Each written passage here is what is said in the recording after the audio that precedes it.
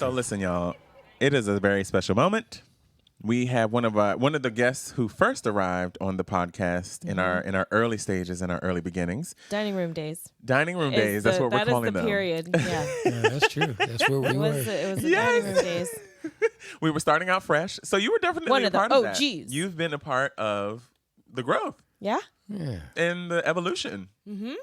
And we're glad to have you back. Everybody, listen, the legend, the icon. It's great to be back, you guys. Pferron Doss. You sound so good. This man needs I know his you own, have a radio voice. He needs his own freaking show. Yeah. I think you could definitely like hum some people to sleep or something. You know what I mean? Like I could put you to sleep. You got that.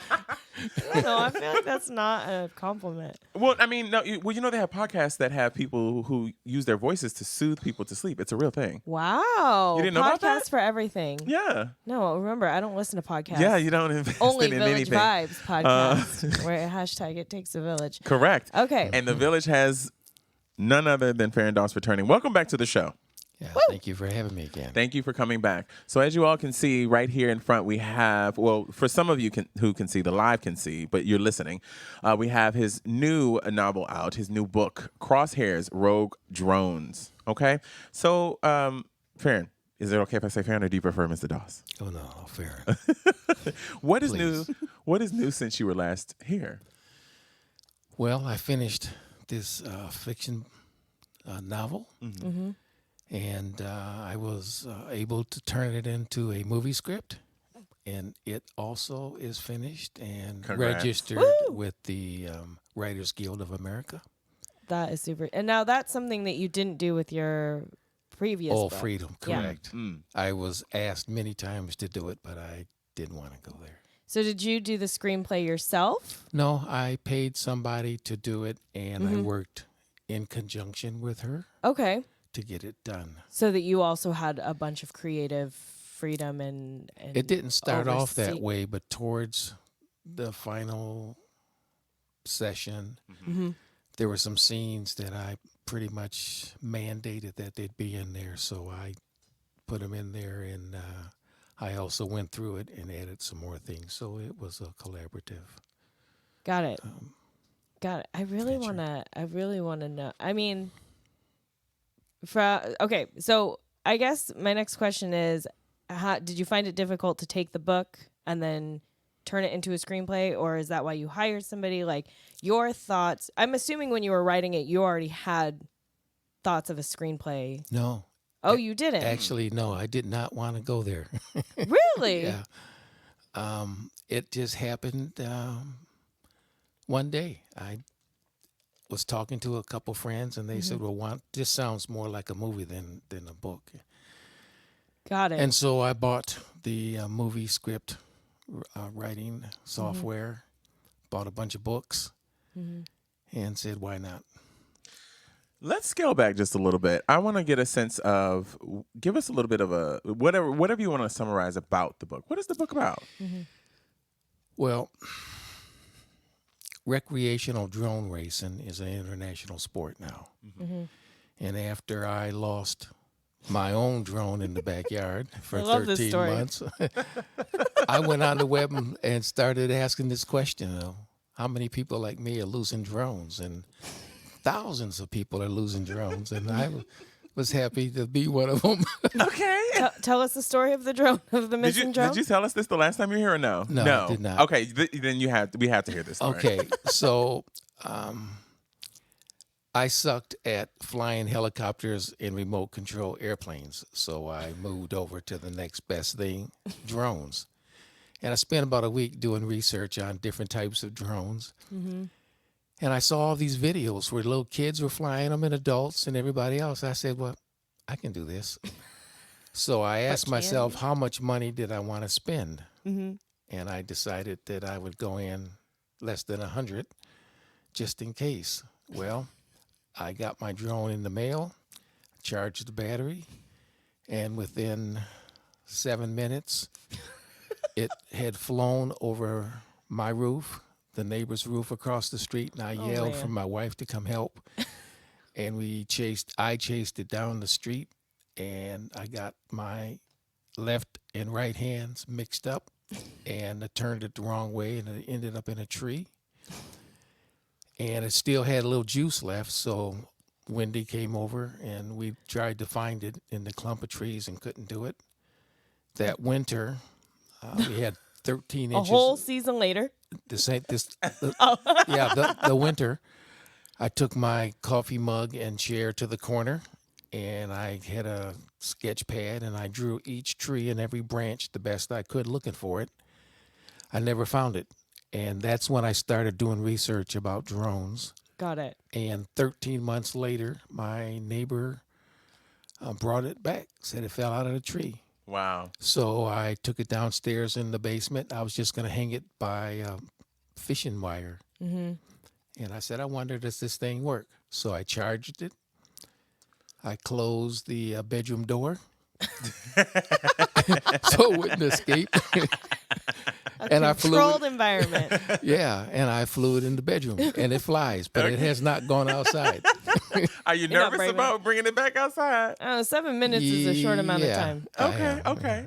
We need a larger field for you. We need to take it to a field. I'm going to take it to a farmer's field. Okay. And so that research spawned, I'm going to assume, spawned a whole bunch of ideas and showed you different parts of the drone world. Right. And what really got me excited, kind of, was a recreational drone landed on the Seattle Needle. Mm-hmm. And then I started doing research. What really can drones do other than recreationally and that kind of stuff? And that led me kind of to the dark side. So I started taking notes. And I put a storyboard together. And next thing I knew, I was writing. Mm-hmm. Wow. And so that's how it kind of happened. And so it's so interesting because I think with the book coming out, I've been privy to seeing when this all started for you. And so much like when our podcast came out, I feel like you started work on this book right at the boom of drone use, because every film these days has. I know, it's drone kind of usage. disappointing to see all this out And there. it was just like, damn it, because we just saw Angel Has Fallen the other day, and there's this whole scene that has drones involved in it, and I was thinking about you the entire time, and I was like, Papa already had this idea. Like, damn it. Like, not to say that it's too late or anything, because it's a completely different. It's late. It's a different. It's a different story. Yes, you have a different story with it, and so it's fine. It's just that it's just interesting to be a part of that the evolution and the growth of the book, and then to see it kind of just branch out into the world the way it has. But I'm super excited. I'm reading the book. I'm super excited about finishing it. I'm super excited about seeing what goes down with these movie rights and these scripts and everything. Me too. Can you give us, without telling the story, can you give us a quick summary of the book? Sure. Two ways to say it. There used to be a time when men stood back to back, took 10 paces, turned and shot. Now you can sit on the comfort of your front porch, send out a drone 2 miles to do your shooting.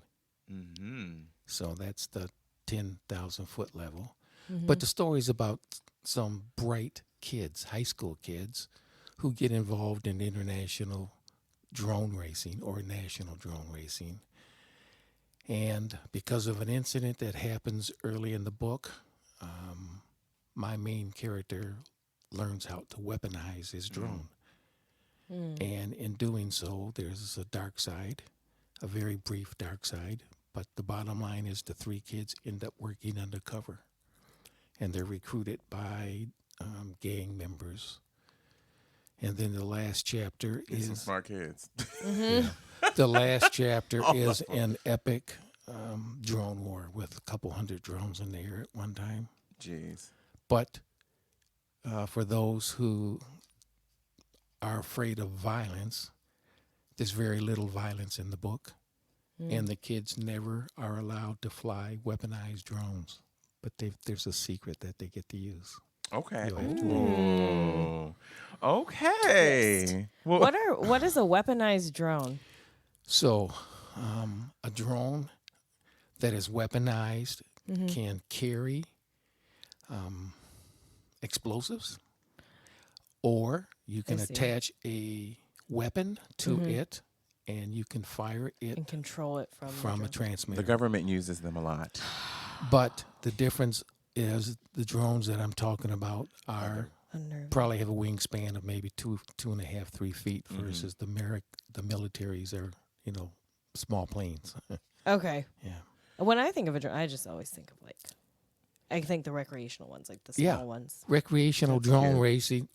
racing drones. I don't know anything about drones. Are about 14, 15 inches long, and they fly 70, 75 miles an hour. It's a Wow. sport. It's a sport. Yeah. Like they're competitions. Yeah. Like they go through these warehouses and stuff. Like- There's whole Drag house or drag house, drag racing. Jesus, Yeah. like drag racing, but for little planes. Yeah. Oh, yeah. Right. Okay. That's right. That's right. Catching on. I'm curious to know because this is which book is it? What number book is this for you? This is number 2. Okay. So what would you say you've learned from publishing your first book that helped you in building this new novel? Any lessons? Anything that kind of Probably patience. Okay. And my ego has gotten a little better in terms of I didn't let too many people read Old Freedom before it was really published because I had so many rejects about 30 years ago. But this time it was a lot easier because I needed to talk to people as I was writing to get the comfort that I was going down the right track, because I had about 2 minutes of video and maybe 10 questions that I randomly went up to people at Starbucks or Fred Meyer's and started to ask them questions about drones and what they would think about it. And after about a couple dozen, I was happy enough to what I was saying that I think I hit the spot, so I started to write. I love that. Yeah. And I love that it's inspiring in so many different ways, right? It shows people that, hey, if you have a dream, if you have something that you want to accomplish, something you want to go for, like it's never too late. But 2, like you can do this on your own. You can make it happen. You can build this on your own, and you're doing that. Yeah. And so that's to be commended. So I'm a storyteller. I'm learning to write. Right. The 2 are not synonymous. And that's the thing. Huh? You're learning. You're picking stuff up. Yeah. Absolutely. Yeah. So what are some of those challenges in being a storyteller and then having to transfer that into text? Probably finding the right words so that the storyline is exciting without going over the top. Right. Like Old Freedom, it only has one brief moment of violence. In Crosshairs, there's one at the beginning and one at the end. And so I wanted both books to be family books that kids could read. There's not much cussing in them. In fact, I took a lot of it out because at one point I just went kind of crazy. And I went too far into the detail and how to weaponize my drone. Right. And I said that this is not what you wanted to do from the beginning. Why are you going there now? So I deleted a whole chapter, and I minimized it a lot. Oh, the to make X-rated it more version. pleasing. Yeah. So that was my next Did you say question. X-rated? Yeah, like he omitted the X-rated parts of it. Okay. Okay. I was gonna ask. I was also gonna ask, like, when you're writing your stories, do you have? It sounds like you have a specific audience in mind. In this case, was it just so that it could be enjoyed by everybody, like kids included, or did you feel like? Do you feel like you have a target audience when you're writing the story, or are you just trying to get the story? My main goal out? was to write the story, and wherever it fell. But the more I started to write it, I zoomed in on kids. Okay. High school kids have that DNA that us old folks don't have. They can pick up any gadget and work it. And I'm not very good with gadgets, so it 7 minutes. It's been a A learning whole process. 7 minutes. The patience thing comes into play then. Oh, Yes. I'm learning patience. I am. Yeah. You can learn. It's just the patience. Yeah. Oh, you're looking. Oh, I'm at sorry. me. Okay. A birdie already told me. A birdie told me you are already on a roll to your next book. Now, what's that about? So I'm working my way towards another historical fiction. Mm-hmm. And I believe it's going to be about, they're nicknamed the Triple Nickels, which is the 555th All Black Parachute Battalion. During World War II, after the Battle of the Bulge, America lost something like 80,000 soldiers. And so a lot of those ranks were depleted. And they did an experiment with a few, I think 17 to 19 black soldiers Mm-hmm. who finished jump school, and then they built their strength up to battalion, and this is 43, 44. Mm-hmm. When they were ready as a fighting unit to go to war, America would not allow them to go to the Pacific or to Europe because of the racism. Mm-hmm. And so they were shipped to the west coast of America, primarily around, my mind just went blank. I was just there a couple weeks ago. Oh, ooh. It'll come. But anyway, their task was to parachute in the national forest and put out fires that were caused by Japanese balloon bombs. Japan had sent over about 9,000 bombs that were carried through the jet stream, and that's what they did. And I'm also going to add in that whole complexity of racism and how it affected the soldiers. Even though they were faced with this, they survived. Mm-hmm. And America also had conscientious objectors that were smoke jumpers, and I want them to meet because there's a dilemma there. Mm-hmm. Why, as a black soldier, would you not allow me to go to war? And yet we have conscientious objectors who don't want to go. So I want that playing out in there. Mm. And I think I'll have the last chapter maybe devoted to all black smoke jumpers that have jumped since World War II. And I guess historically I'm number 3. I think there were 5 of us. And when I was smoke jumped, I was the only one in the country. I don't think people really understand. Like, They don't. when we went to Montana and we went to the Smoke Jumpers Museum, like that was the first time I had actually understood what you were doing. Yeah.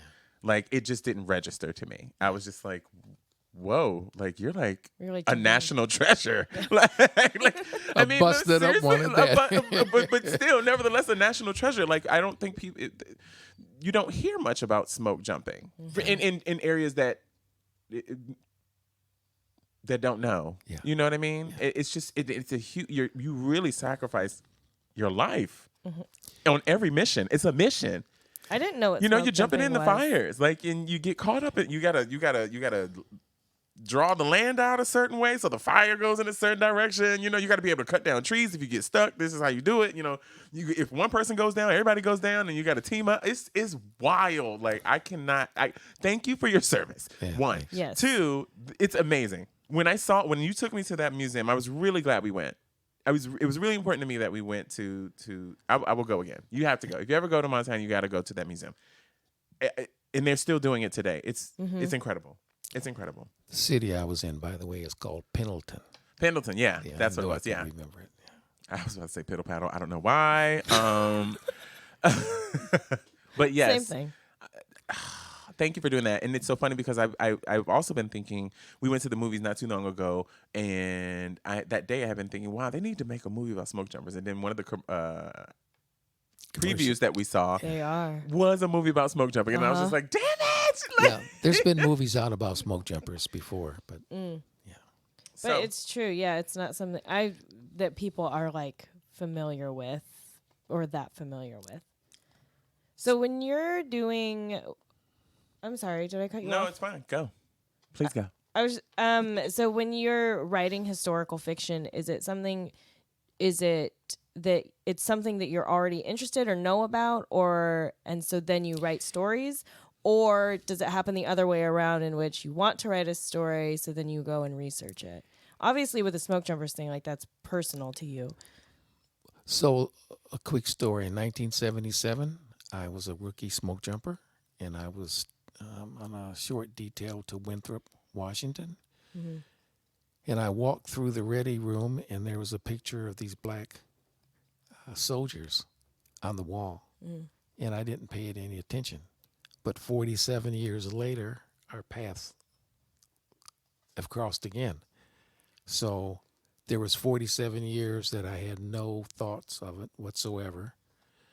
But then I met this black professor from Eastern, and I've been kind of hanging out with him the last couple of years, going to these ceremonies when they've been honoring these folks. And I've been getting more and more interested till the point that I feel compelled to do it, even though there's 5 or 6 books written out there already. Mm-hmm. I don't know how far I'm going to go in it, but I'm quasi-excited. And I say quasi because you have to actually sit down and do something. And I've just been reading and reading and trying to get the storyline together. Got it. But that's kind of how it starts for you, right? Yeah. The drone book was, I had no idea I was going to write a book. But after I started doing more and more research and looking at all the videos and reading about them, I had a dream. And that led to the pen and ink. Mm-hmm. Okay. As a writer and creative, what are some of the challenges you face in your process, and how do you work through them? My biggest challenge is editing. I can read something 1,000 times, and somebody can pick it up and say, "Well, why'd you do this? This isn't correct." What? I didn't see it. Right. So that's very challenging for me. Thank goodness for editors. Yeah. And I bet there's a few mishaps in the book, but at this point, it's the story that's important to me. Mm-hmm. And like I said, each time I write something, I try to get a little better. I should have paid attention in high school and college more. That's okay. You can pay attention now as an adult. Yeah. It's fine. Yeah. Everything's fine. Always space to keep learning. Yeah. Right? Absolutely. One of the things. So listen, I'm going to be with you. Do you mind sharing your age? My what? Do you mind sharing your age? Oh, no, I'm 74. 74. Yeah. Listen. You're a good-looking guy. Duct tape and medicine. I don't want any more details about the duct tape. 74-year-olds who... Sorry, Boo, go ahead. I just said I don't want any more details about the duct tape. Oh, okay. I could use some. My stuff is sagging. So for a 74-year-old, there's 74-year-olds who do not look the way you do. Thank you. Okay, what's the secret? What keeps you young? I don't know. You don't know? Family Black don't crack. genes. Your whole family's beautiful. Yeah. The whole family's beautiful. Thank you. It's Britain's weird question time, and this is one of my favorite things to do because it's completely off of the subject of what we're talking about, and it's just funny. If you were a box of cereal, what would you be and why? If I was a box of cereal, probably cream puffs. Cream puffs? Because I think I'm kind of soft. What? What kind of? That's a cereal? Yeah. Let me look up cream puffs. Cream puff? You mean like actual cream puffs, Pferron? Yeah. Like filled with whipped cream? Oh, That's no. not. Oh. No, it's like Cheerios, but they're round. Or Pops, or whatever they were. Corn Pops? It's an old cereal. Actually, that fits. Cereal. Corny. There's golden puffs. Okay, get out of here. So listen, where can people pick up the book? Because the thing that's important is support more than anything. Here is an African American writer who has brilliant stories to tell, and y'all hoes need to support. Period. Where can people find the book and purchase it? So you can purchase it at Amazon.com. There's a Kindle version, and there's soft cover.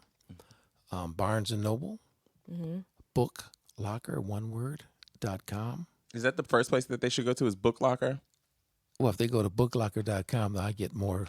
Then that's where y'all need But- to go, is to booklocker.com first. But Amazon is good, and so is Barnes & Noble. You can also order it from Powell's Bookstore. okay. Yeah. And then you've got an event coming up, correct? September 22nd. It's a Sunday, I believe, from 7:30 until at the Book in a Pub. I believe that's what it's called, on Fremont. And I think the real name is Rose Quarter Pub or something like this. I've been invited to come talk about both books along with another author. So we'll have some fun that evening. Hope everybody can come out. I will be there in attendance. Village Vibes will be there. All right. Indeed. We will take the As photos. you all will too, right? Anything else coming up besides the speak, the talk about the book? Not that I have on my calendar right now. Okay. But Any websites? no, I decided not to do a website this time because my DNA is not ready for this. Okay. Okay. The world has passed me by. Don't say something. Well, we always like to close out. Did you have another question, Kay? Nope. Okay. We always like to close out our interviews with this question. And the answer to the question is what the name of the episode will be. I think we've done this with you before. Have we? No, No. We haven't. It's a new thing. it is. So the question is, and it can't be the first thing that comes. It's the first thing that comes to your mind, but not the traditional thing that comes to mind. It takes a village to. Complete the sentence. Is that what you're asking? Mm-hmm. Oh, I thought that was the answer. I was like, yeah, that's a good one. It takes a village to survive in this day and age. Nobody can do it alone. Preach. Without that, Takes a village to find a drone in a tree. we are singular. That is true. Yes. That is so true, and it holds very true to today. Sign us out, Pferron, please, with Papa. I was going to say Papa, because that's what I say is Papa. I'm trying to keep it professional. Who you are, your name, the name of your books, and yeah. This is Pferron Doss, author of Old Freedom, and my recent one, Crosshairs Rogue Drones. Thanks for having me. And you're listening to 106.7 Jazz. It takes a village.